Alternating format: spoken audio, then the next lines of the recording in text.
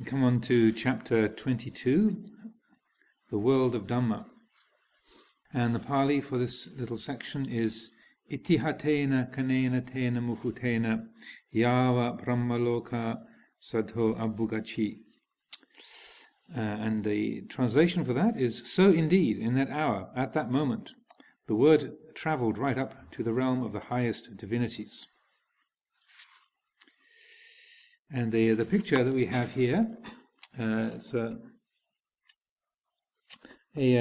human figure at the center with the part of the face with skin on, and part of the face just the skull, and then these various different circular mandala forms, some of them broken, some of them complete, and the body somewhat formed and somewhat with spacious bright openness within it. So there's this combination of the human form and the universe within it and around it, and interpenetrating of the human and the universal.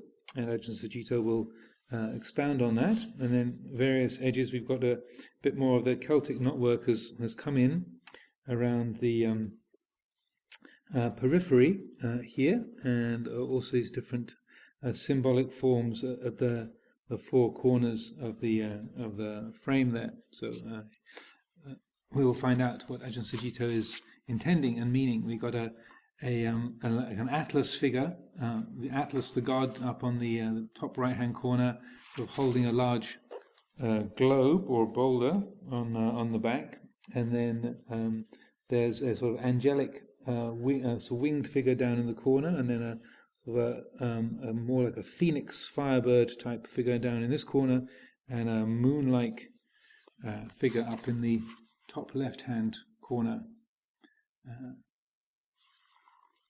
So let's find out what Ajahn Sucitto has to say as the source of these particular images.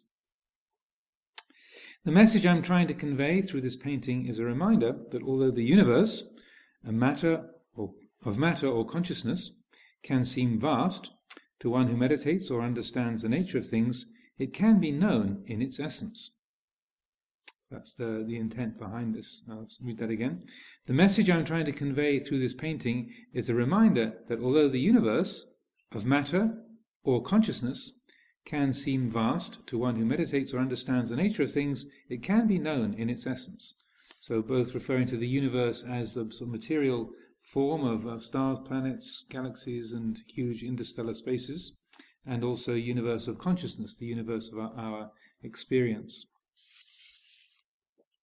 The elements are symbolized by the figures in the corner of the frame of this painting, starting from Earth in the top right, that's the Atlas figure with the big globe or sphere on his back.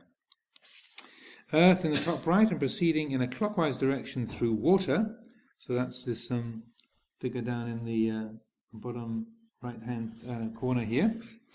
Water, air, and fire. We have seen these elements can be explained in general physical terms as size, shape, mobility, and caloricity, that means the property of heat, or as psychological types. They also help to illustrate more specifically the human body for the purposes of meditation. One of the meditations on the body equates flesh, bone, and solid features with the earth, blood, sweat, and other liquid features with water, breath and gases in the digestive system with the air element, and bodily heat with the fire element. Such a perceptual shift is conducive to a dispassionate experience of the body as not self. And so that's one of the standard ways in the Satipatthana Sutta, when the Buddha is encouraging the meditation on the body, then that way of categorizing the construction or the form of the body as just being seen in terms of the elements, earth, water, fire, and wind. Also, when the wind element also means the body energies, so the word pana in Pali or prana in Sanskrit doesn't just mean gases or air, but it also is the prana is the body energy. So when in the Pali you often get expressions like wind moving through the limbs. It doesn't mean that you've got gas in your bloodstream, but it's the body energies that move through the system, so which is very much a part of the whole yogic process. And one of the meditations that the Buddha gave to his son, Rahula, was very precisely upon the four elements, and in particular teaching Rahula patience and a way of relating to experience, pleasant and painful and neutral experiences in a non-personal way. And so it's advice that the Buddha is giving to his young son is to be like the earth, and to, rather than thinking of sort of judging what you like, what you dislike, or what's comfortable or uncomfortable. It says, be like the earth, because like the earth, it doesn't object, it doesn't get upset with whatever lands on the earth, whether it's hard or soft or pure or impure or of any particular characteristic whatsoever. The earth just receives it. It just lands on the earth, and the earth accepts it, it receives it. And so the earth is not disturbed by things that land upon it. So similarly, water, whatever goes into the water just receives it, and it's not excited, not upset, not disturbed, not irritated by the things that come into the water. And similarly in the air and in fire, whatever goes into the air, whatever goes into fire, then the fire just accepts it and receives it. And so it's a meditation on equanimity. So he keeps saying, Rahula, be like the earth, or be like the air, be like fire, be like water, to help develop a sense of perspective on those reactive patterns of mind that are always instinctually going towards chasing after what we like, running away from what we dislike, and so forth. And it's like a very simple but very effective way of reconfiguring your perceptions, so that if you, rather than the usual personalized way that we relate to comfort or discomfort or like and dislike, just to say, well, I can be like the earth, or if I was just like fire, then I would just accept this. If I was just like water, just the water would accept this, and without complaint, without agitation. So it helps to establish a quality of equanimity. And as he says, such a perceptual shift is conducive to a dispassionate experience of the body as not self. In the practice of meditation, this same analysis can be extended by translating mental states into one of these elemental states. This is not in order to deny or criticize them, but rather to see them in a more dispassionate light as views rather than facts. And it's a skillful means in which mental phenomena come to be known. So you can contemplate anger as fire, and that allows you to reflect upon it objectively, rather than thinking, I mustn't be angry. After all, I've no reason to be annoyed. I should be more peaceful. To contemplate it as an element gives you a dispassionate perspective that allows the anger to pass or change into a more positive form, such as vigour. This avoids suppressing feelings or creating guilt. If there's a reason to be annoyed, one can express the cause of the annoyance rather than blast out the result. Visionary views, the air element, are inherently abstract and can lead to a dogmatic idealism if blindly adhered to. Yet if one contemplates this quality of principles, it can be tempered by realism. The result is a malleable intelligence that guides the manifest world.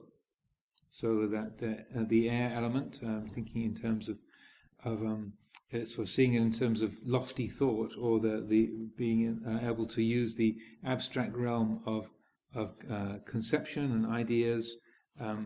As he said, it's inherently abstract, visionary views, but they can lead to a dogmatic idealism. Also, they can just lead to being spaced out and scattered. Or in German, you have this wonderful word, Luftmensch, which I believe translates very closely to our English airhead. Your Luftmensch is some kind of off in the clouds and not really sort of grounded or down to earth. An air being. So similarly, water relates to the wavering quality of emotion and intuitions that break down definitions and blend everything together, and becomes a serene sensitivity if contemplated without attachment. We feel harmony and balance rather than form definitions of it. On the negative side, this faculty lacks discernment and confidence in making decisions or comparative judgments for conventional purposes. Earth represents the process of organizational thought. Earth is like a loyal secretary in the mind that works according to established systems. Thinking from the earth position measures and gives definition, although the negative consequence is that it tends to categorize and emphasize the separative quality of phenomena. Earth inclines towards conservative attitudes that lack vision. Some dispassion is needed to encourage it to respond to change and spontaneity. This is Ajahn Sucitto's own exploration of the theme of the elements, and that they're a format that one can use in a reflective way, and you can explore your own understanding or work with these different patterns of different images in your own according to your own interest or your own imagination or insight. So this is one particular blending that he's brought together, speaking of the four elements as almost as psychological characteristics or psychological types. And so a couple of years ago, I did a little book called For the Love of the World, and I brought together the four elements and the four foundations of mindfulness.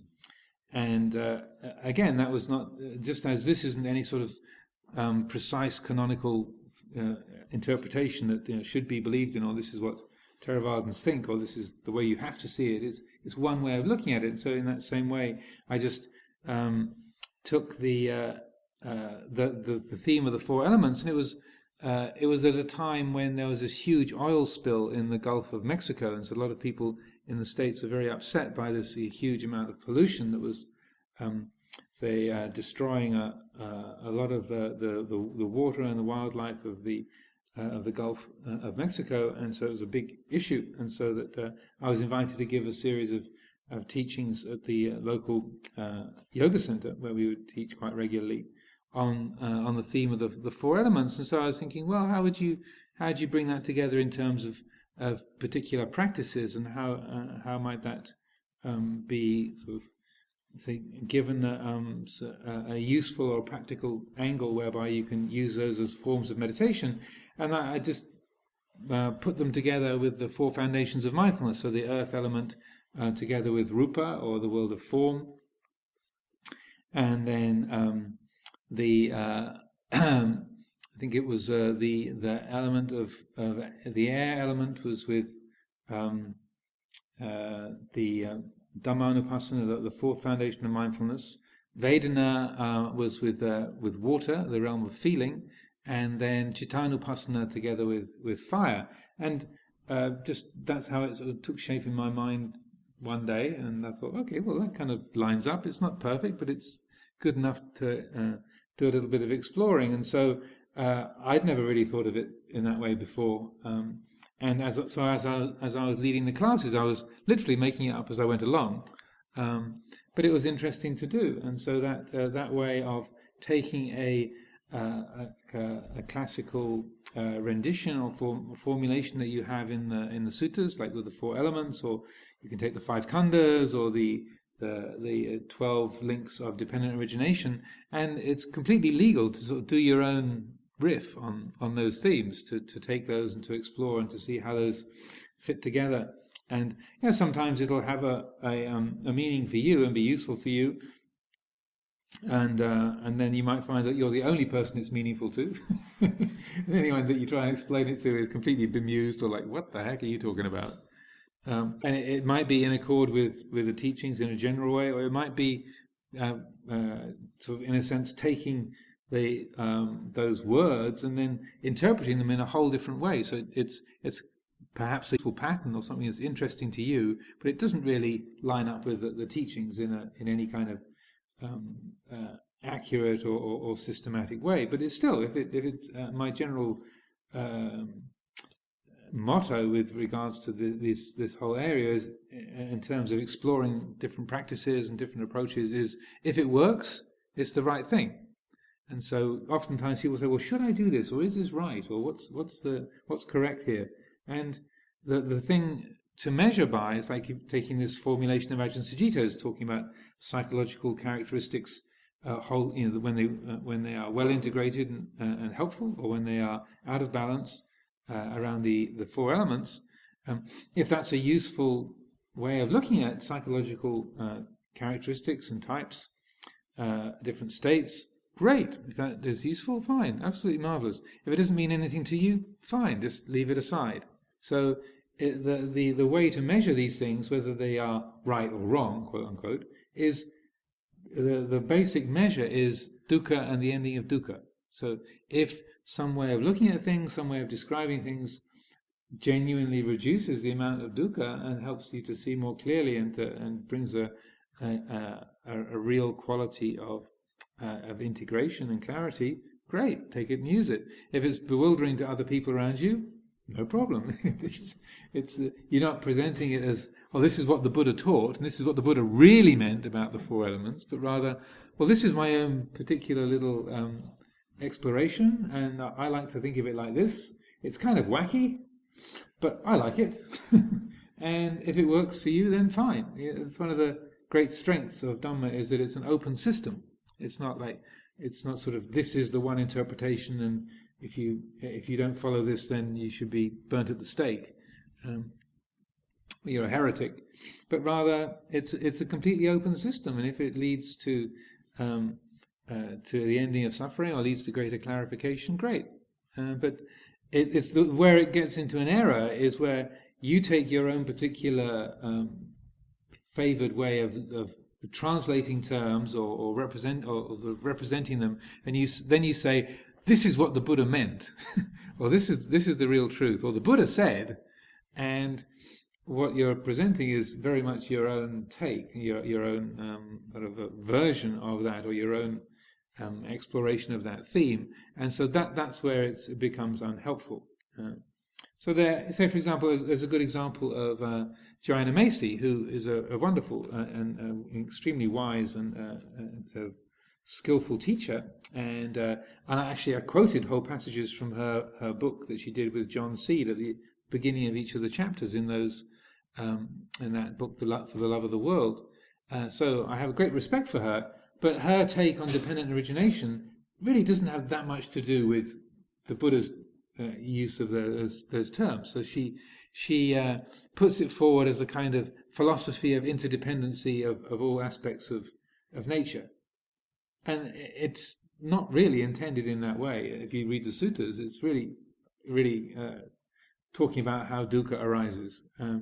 But she's sort of taken some of those themes and sort of explored them and put them in a form that is meaningful. She sold hundreds of thousands of books. I think The World as Love or World as Self is the main book on that theme. And I'm not saying that it's wrong, but it's just not what the Buddha used the dependent origination teaching for. It basically, you have ignorance, the relationship of ignorance, craving, and suffering being the purpose of the dependent origination teaching. It's not talking about the interrelatedness of all life on Earth and in the universe, I would say. But it's not saying her teaching is invalid, but it's just, you can't say, well, this is what the Buddha said about dependent origination. This is what the Buddha meant when he used those terms or structured that. But I feel this is a great strength and a beauty of Buddhist tradition, that you can do that. You can take a particular form, like the 12 links of dependent origination, and you can use them and reflect on them and play with them and say, oh look, here's an interesting pattern that comes out of here as well. You can join up the dots in a different way, and look, there's something that I find useful that comes forth from that. And I say, great, fine, if it's helpful and beneficial, very good. But if you say, this is what the Buddha really meant when he taught about dependent origination, then I'd say that's where one is going too far, or that's misrepresenting the Dhamma, which is something to avoid. Now maybe one or two other things to say about the elements. Again, often they're represented as four elements, the Mahadhatu, but they're also sometimes represented or talked about as being 5 or 6 elements. So in the Dhatu Vibhanga Sutta, in the exposition of the elements, which is Sutta 140 in the Majjhima, then you have the Buddha speaking about, along with the 4 elements of earth, water, fire and wind, which he describes in detail, he also talks about the element of space, the akasa dhatu, the space element, and then also the consciousness element, the vijnana dhatu. And so many of Luang Por Sumedho's Dhamma talks, he speaks about these other elements as well. But again, when the Buddha makes a list, he's not always consistent. So, like the dependent origination, you have about 9 different ways that he formulates it in the teachings. And so, when he talks about the elements, sometimes it's 4, sometimes 5, sometimes 6, and it's not like this is the right one, or this is the incomplete one, or this is the complete one, or this is those 2 others don't really count. But rather, in the context of that particular teaching, it was appropriate to speak about those other elements as well. So, and then with these kind of terms, like any of these of the Buddha's lists, like the 5 khandhas or the 4 spiritual powers, the iddhipada, the 4 bases of success. A useful thing to do with a meditation is to apply the reflective capacity that we have to say, okay, now, air element, how do I understand that? So that's the vayo dhatu. So it's supposed to represent vibration. So the air element, it's wind, it's air, but it also represents vibration. So how do I perceive that, or how do I feel that out? So you're not just taking a term and having it as a dictionary definition, but you're getting like a felt sense of what these things are referring to. Or I say, okay, sankhara. Now, what does sankhara mean? How do I understand that? And if it's in relationship to the other 5 khandhas, it's translated as volitional formations. Well, what the heck is that? Volitional formations. So what does that mean? And then so to pick up a term and then explore it, see how it relates to the teachings, and slowly getting an internal feeling for it, a felt sense of what those terms are referring to. And sometimes it might be that you come across a term and you just go, I haven't got a clue what that really means. Like the space element. Well, yeah, but what is that? How does that work? Or say if you pick up the reflecting on the dependent origination. So how does sankhara condition consciousness?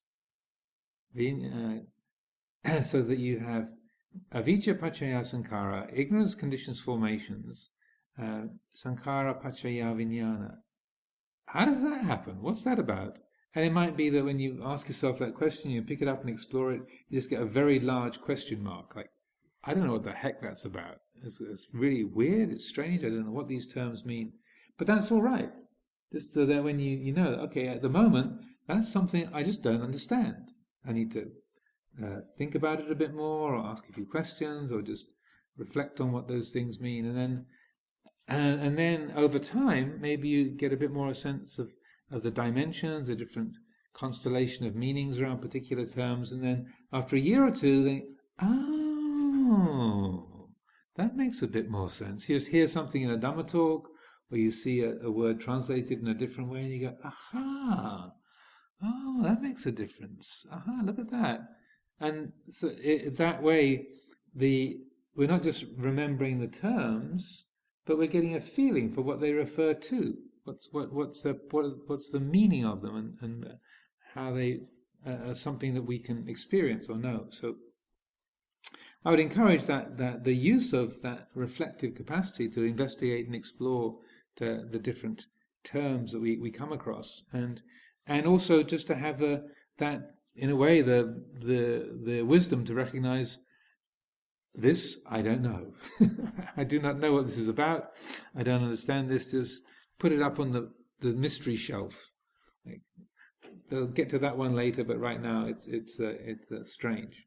And so then in that way, over time, you develop a genuine sense, bit by bit, for the Dhamma teachings and how things fit together. And then there's an internal translation that goes on, so that when you hear the word consciousness, oh, well, that doesn't mean the opposite of being unconscious. That's this whole constellation of meanings that come with vijnana. That's what this is about. And so then, in a way, you're developing your own inner dictionary and feeling for what those terms are pointing to. To continue then. So then he's talking about the four elements. This is the world that Tathagatas know. They have seen this world caused, arising, sustained, and ceasing. Not knowing these elements as they are and how they manifest physically and mentally, as well as not learning the skill of responding to them wisely, can get us into a lot of trouble. And there's no way out. If we don't act wisely with them, we act carelessly, or try to suppress them, which causes more trouble. And for most of us, right up to the realm of the Brahma Loka, there's the hope and the inclination that some aspect of these elements, some refined blend of body, emotion, energy, or imagination, in either ourselves or in another, would be worth investing in. I'll read that again. And for most of us, right up to the realm of the Brahma Loka, there's the hope and the inclination that some aspect of these elements, some refined blend of body, emotion, energy or imagination, and that's why he's body as in earth element, emotion, water element, energy, fire element, and imagination, air element, either in ourselves or in another, would be worth investing in. It seems that a sum total of changing elements is all there is, that is all we are. Even the great Brahma didn't know anything beyond the four elements. In his ethereal realm, the elements still remained, albeit in a refined mental form. And Brahma, like the Devata, is not in the best position to know the elements as changeable and unsatisfactory, and as selfless universal qualities. Brahmas are too refined and live too long to know about letting go. To say that the word of the Dhamma traverses the Deva Loka signifies that this teaching is relevant to the most refined or coarse states of experience on a physical or mental plane. Every being on the wheel of becoming experiences the elements. To unenlightened beings, the elements appear in forms that are either delightful or repelling, but always experienced as having some kind of personal quality. All of the Devas and Brahmas of refined form see things that way. So in essence, no world of form or formlessness, nor the deliverance from those worlds, are beyond what can be experienced through the human body and mind. And then he quotes from the Anguttara this very famous passage, I do proclaim that in this fathom-long body, with its perceptions and consciousness, is the world, the world's arising, the world's ceasing, and the path leading to the world's cessation. So you'll notice that that's a description of the world mapping very directly onto the expression of the Four Noble Truths. And in Bhikkhu Bodhi's comments on that passage, and it's there in the Anguttara in the Book of the Fours, Sutta number 45, and it's also in the dialogue between the Buddha and this Deva called Rohitassa, and Rohitassa was a Deva who had been an accomplished yogi when in the human world, and known as a skywalker even before Luke Skywalker, but could walk through the sky. And this being, when he was a yogi, said, I made this vow to travel until I reached the end of the world, but even though and I could walk from one side of the continent of India to the other in a day, I was a skywalker, but even then, even though I walked for 100 years, I couldn't reach the end of the world. And then the Buddha said, the Buddha said, yes, that's correct, Rohitassa. He said, and not only could I not reach the end of the world, but I died while I was still on the journey, and I passed away and was reborn in this Deva form. And the Buddha then said, yes, Rohitassa, that's the way it is. You can't reach the end of the world by walking, but I declare to you that unless you reach the end of the world, you won't reach the end of suffering. And then he makes this same statement, that it's in this fathom-long body, so this 6-foot-long body, with its perceptions and consciousness, its thoughts and perceptions, is the world, the origin of the world, the cessation of the world, and the way leading to the cessation of the world. And so that equates very much in a way that the world as with dukkha. And Bhikkhu Bodhi in his comment on that passage says this is probably the most profound and unique statement in the Pali Canon, and he was a philosophy major. I think he had a PhD in philosophy, in Western philosophy, before he became a monastic in the Theravada tradition. So he knows his philosophy very well, and so it's not a small statement for him to make that this is the most profound, say, realization in terms of not just the Buddhist teaching, but also the most profound philosophical statement that he knows of.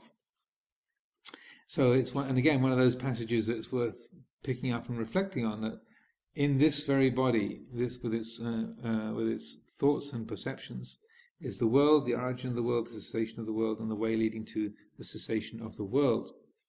And as I was mentioning before, it's not in this sutta, but a very, very significant statement by the Buddha on this is that in the world whereby there is the perceiving of the world and the conceiving of the world, that is called the world in the Buddha Sasana. That through which, that aspect of our mind, or that quality of mind, through which there is the conceiving of the world and the perceiving of the world, that is called the world in this Dhamma discipline, in the Buddha Sasana. So that the world is the world of our experience.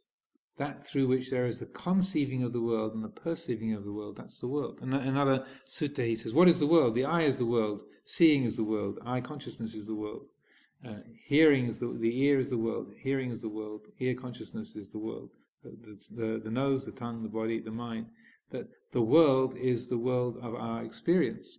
And in relationship to the elements, it's important that when we say that, it doesn't mean that the Buddha is saying that the world is just an illusion, this is all a dream, there's no basis for it.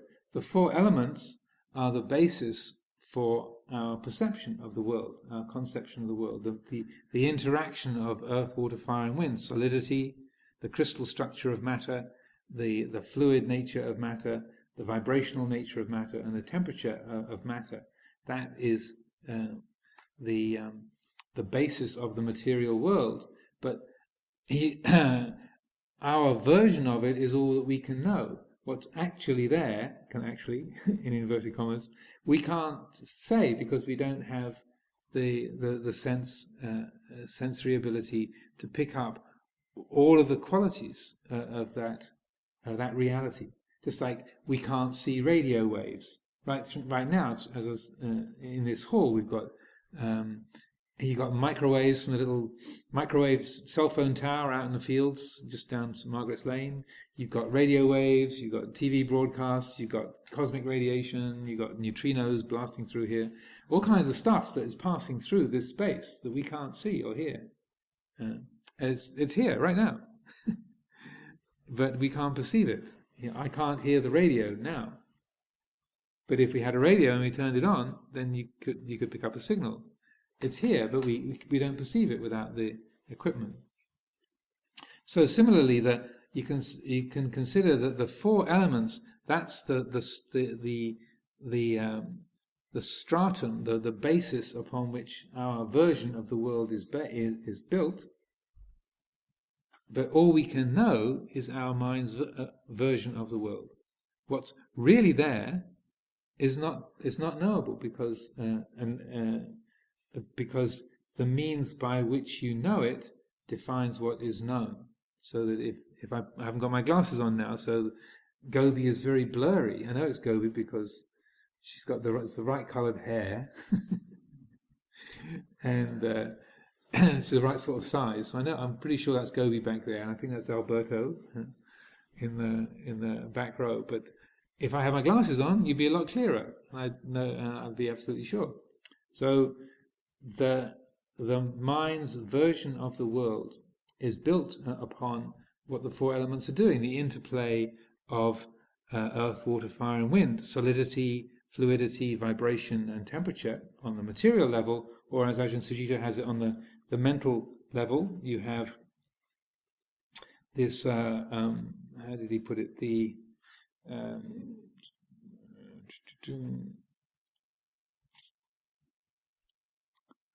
course, it's escaping me now.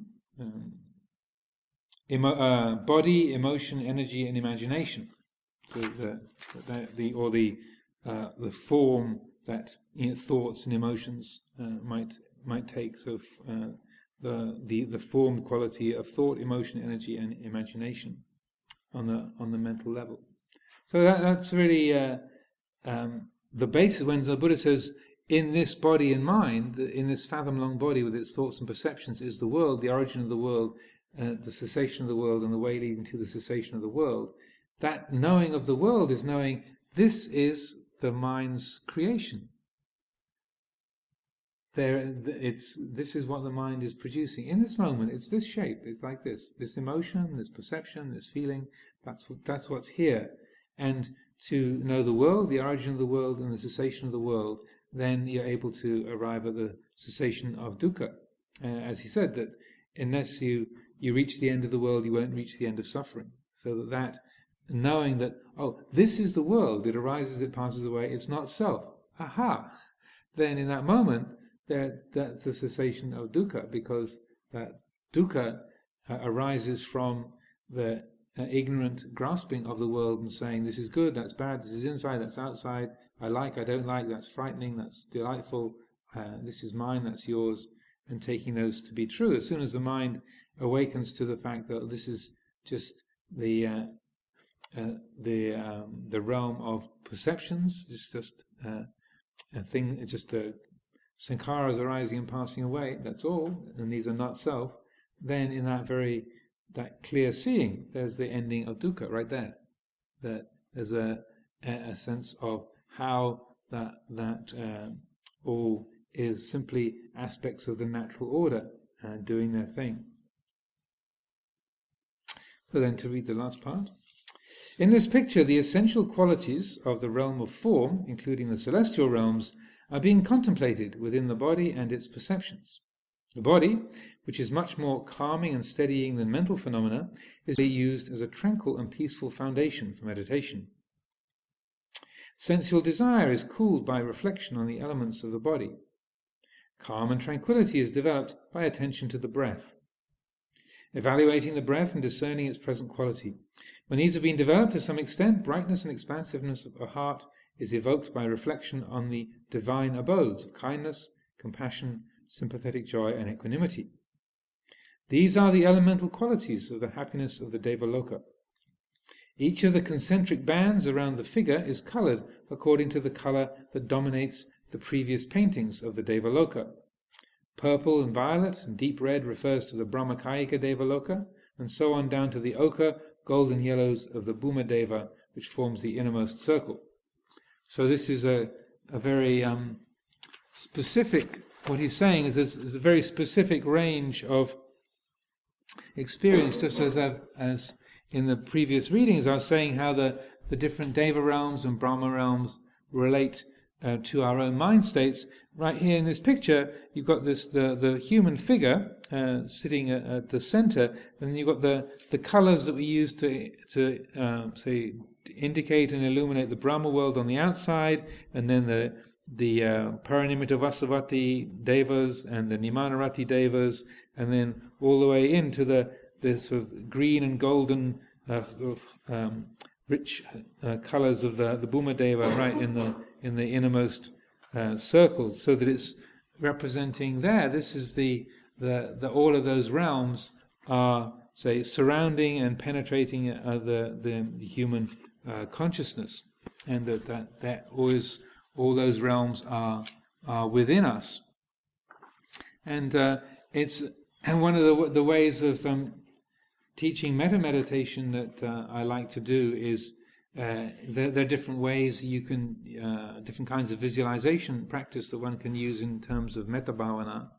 And so one of them is where you use a geographical mode, so that you establish loving kindness within yourself and then spread it around you into the space where you are, into the room or the hall where you are, and then around that building into the surrounding property and the gardens and the forest, and then in all the directions, north, south, east, and west, and then imagining the local village and the county, and then spreading in all directions, and slowly wrapping all the way around the planet Earth, and then spreading out from the planet Earth, and then you as a guided meditation, then you sort of take people through, and then spreading out into the cosmos, out beyond the solar system, and beyond into the Milky Way, and our particular galaxy, and out beyond our galaxy to be penetrating all the other galaxies. And then one of the things I like to do is then, as you're sort of getting further and further out into the cosmos, saying then that you get further and further and further out,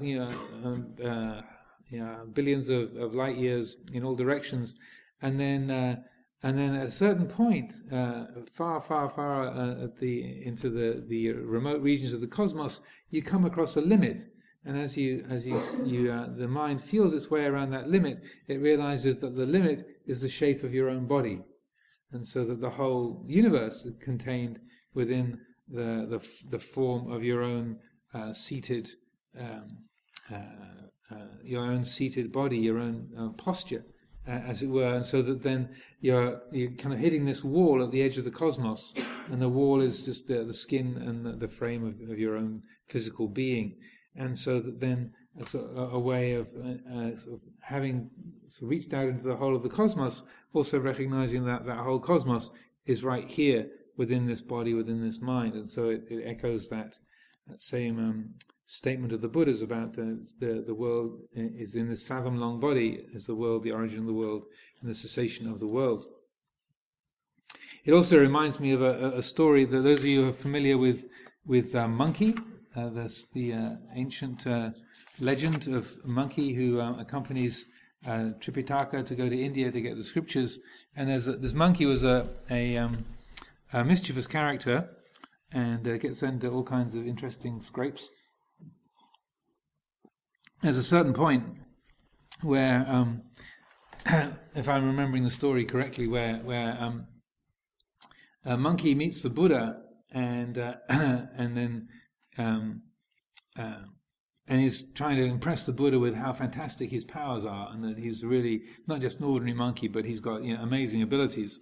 And so then I think it starts off with the Buddha holding the monkey sitting on the Buddha's hand, and the monkey saying, you won't believe how far I can travel and how fast. This is really going to blow your mind. I know you're a Buddha, but this is really going to impress you. Just watch me. And so the monkey kind of takes off from the Buddha's hand and goes zooming.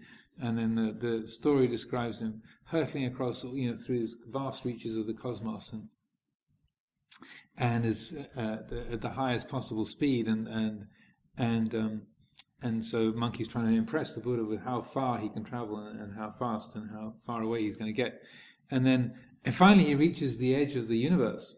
And at the edge of the universe there are these 5 pillars. And he said, this is the end of the universe. I've reached the limits of the cosmos. This is really great. The Buddha's going to be so impressed that I got all the way out here in just such a short time. And so then as I remember the story, then the monkey realizes that he needs to have a pee, so he relieves himself against one of the 5 pillars at the end of the universe. Being a monkey, it's kind of thing you can get away with. And so then, but then zooms back to the Buddha, and says, I've been all the way to the far end of the cosmos, and I got to the end of the universe, and he's back on the Buddha's hand again, and says, I got to the end of the universe, and there were these 5 pillars there that marked the edge of the universe, and then the Buddha said, yes. Yes, and you weren't shy about relieving yourself there either, were you? And that the whole time, monkey had never actually left the Buddha's hand. The 5 pillars at the end of the universe, the fingers of the Buddha's hand. I might be remembering that story incorrectly. Maybe an agarikar crystal can straighten my facts out. But that's how I remember it. That having monkey trying to get to the end of the universe actually never left the scope of the Buddha's range. So that's the end of the chapter, and enough from me for today. So, is there any questions or comments? Ajahn, Yes. I wasn't ask something. In the beginning, you were kind of referring to the sutta where the Buddha is teaching Rahula about the four elements and to contemplate, to master his whatever emotions. Contemplating that whatever you put on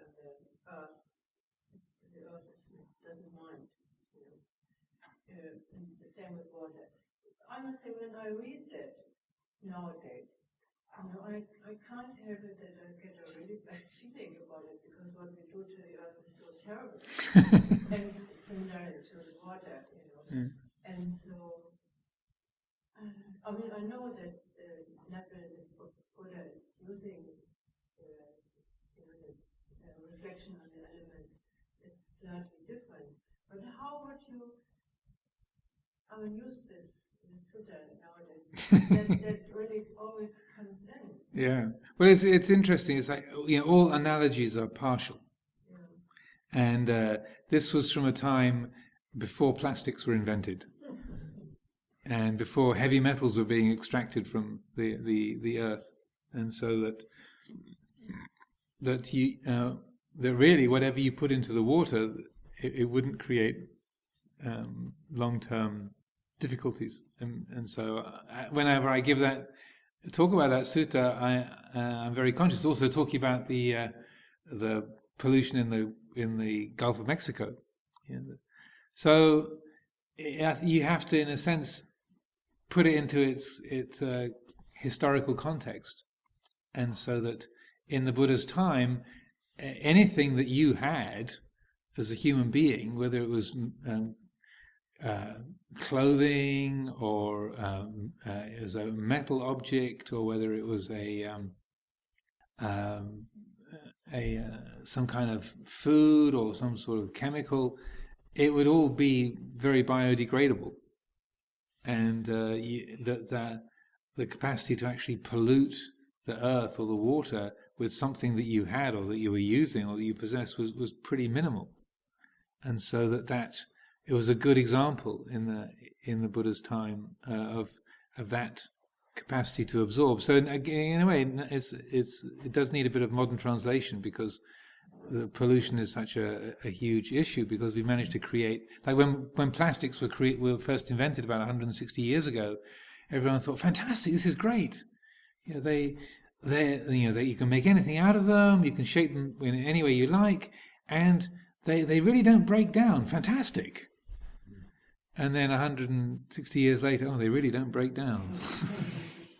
But they do slowly, and so that plastics, because they are so durable, but they do degenerate slowly. They are, what you have is that you just get them breaking down into smaller and smaller particles. But they're still there, and when they do disintegrate, then the pollution that they create can be very, very harmful, and so that it's. Those are, I would say, much more modern issues. Like in Thailand, that story of Ajahn Chah saying that the abbot of the monastery should be like a rubbish pit. That this is the advice for the Jawat. The abbot should be a rubbish pit.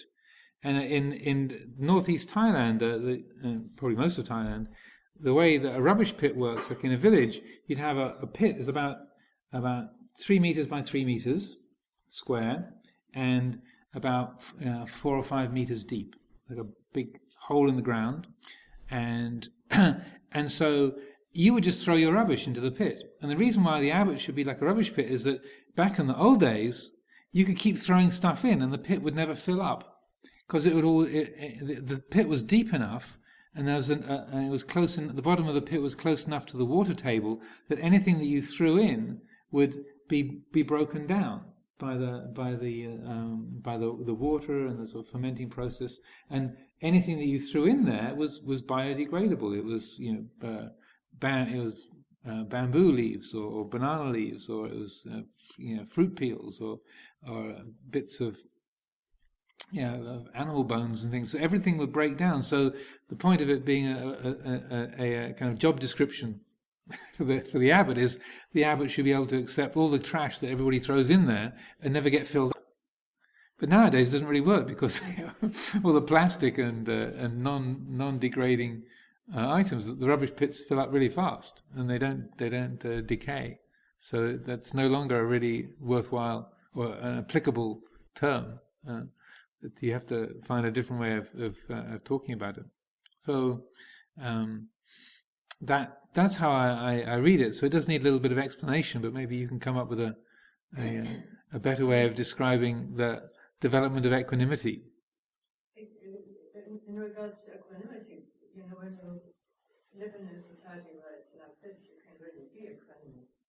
But if you know that, the problems are kind of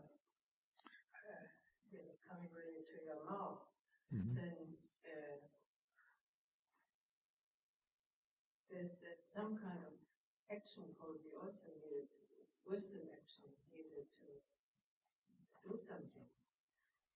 You need some of those nifty bacteria. They can bioengineer these bacteria that can digest plastic and radioactive materials.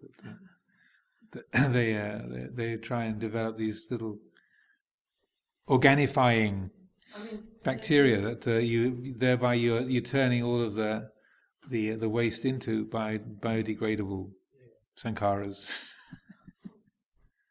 I do believe that what the Buddha said is that you can't solve the problems of samsara, what samsara means. So in a way, we have to let go. But it's also, I think, important how we relate to these things, not just all creativity as I don't. So it's not easy to really get to responsive Buddhist position about this. You mean in terms of pollution, or? Yeah, how to respond, like whether Ajahn Sucitto, for example, likes to try to set up the monastery also in a way which is more responsive to pollution and give teachings that is part of the Buddhist teachings, or his teaching. And in some monasteries they say, no, we just focus on Nibbana. So, how would you avoid that? Well, it's the more that people are aware of the effects of the things that they use or that they support. Like every day, there's somebody always puts a plastic bottle of drinking water on the tray that's offered. I never use it. I just use the water from the kettle. I don't like drinking water from plastic bottles. So, and when people ask, we say, please don't offer bottled water because it's so much plastic. I mean, this is going to be here in 150 years' time. The plastic in some little particulate form. It takes a long, long time to break down. So I don't like to use it myself, and so that if people are conscious of the effects of the things that they use and the choices that they make, just simple things like making something last longer rather than just tossing it away and getting a new one. Just if you have got some plastic sandals, well, you make them last for 10 or 15 or 20 years rather than just tossing them when they're a little bit broken or you're given a new pair, but you think, well, I'll just make these work a bit longer. So just those small ways in which we are aware of the things that we're using, the things that we are responsible for, the choices that we make, and let people make their own decisions with regard to that. That's my general approach. So I think if we bring our attention to it and you become conscious of that, then it's up to individuals to make their own choices. It's not running a police state, like saying, "Don't bring that plastic bottle here. Take that out."